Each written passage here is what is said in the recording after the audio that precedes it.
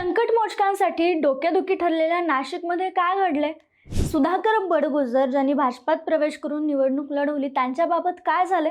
दिनकर पाटलांचं काय झालं? खरं तर बडगुजर यांचा विजय झाला असला तरी त्यांच्या प्रभागात त्यांना धक्का बसलाय. कारण स्वतःच्या घरात भाजपचं 4 तिकीट घेणाऱ्या बडगुजरांना मोठा धक्का बसल्याचं सांगण्यात येते. प्रभाग 25 मधून त्यांनी निवडणूक लढवली होती, त्याचा निकाल समोर आलाय. पण 4 पैकी 2च जागांवर भाजप, एका जागेवर शिंदेची शिवसेना आणि एका जागेवर ठाकरेंच्या शिवसेनेचा उमेदवार विजयी झालाय. त्यामुळे बडगुजर यांना धक्का बसलाय. याच प्रभाग क्रमांक 25 मधून बडगुजर 14,000 मतांनी विजयी झालेत. नाशिकच्या प्रभाग क्रमांक 9 मध्ये मात्र भाजपचा एकतर्फी डंका पाहायला मिळतोय. मनसेतून ऐन वेळेला भाजपमध्ये प्रवेश केलेल्या दिनकर पाटलांचा विजय झालाय.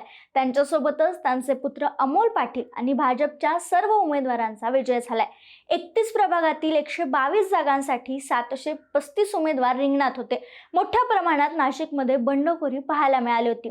सत्ता स्थापनेसाठी 63 जागांचा आकडा निर्णायक होता आणि आत्ताचा जो कल हाती येतो, आता हा व्हिडिओ बनवेपर्यंत जो निकाल हाती येतो, यामध्ये नाशिकमध्ये भाजप आघाडीवर असल्याचं पाहायला मिळतंय.